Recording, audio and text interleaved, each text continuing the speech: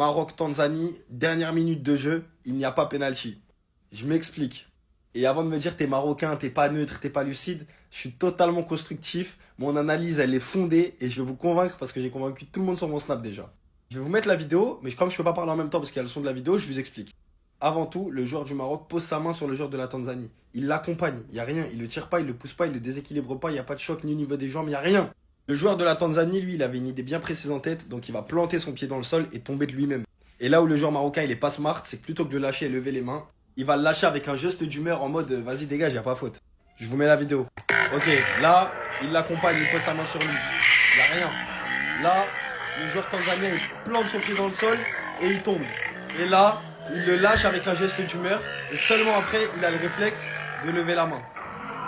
Donc voilà, je suis le premier à avoir dit, il aurait dû aller voir la VAR, oui, mais je suis confiant s'il avait regardé la VAR, il n'y a pas penalty.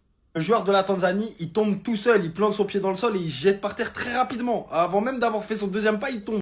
Et là où le joueur marocain, il est pas intelligent, bien sûr, c'est qu'il lève pas la main quand il voit que le joueur tanzanien, il tombe, mais il l'accompagne plutôt avec un geste d'humeur. Mais il n'y a jamais penalty. Bravo à nous pour la victoire, on aurait pu faire mieux, on aurait dû faire mieux, mais alhamdoulilah, on passe en quart.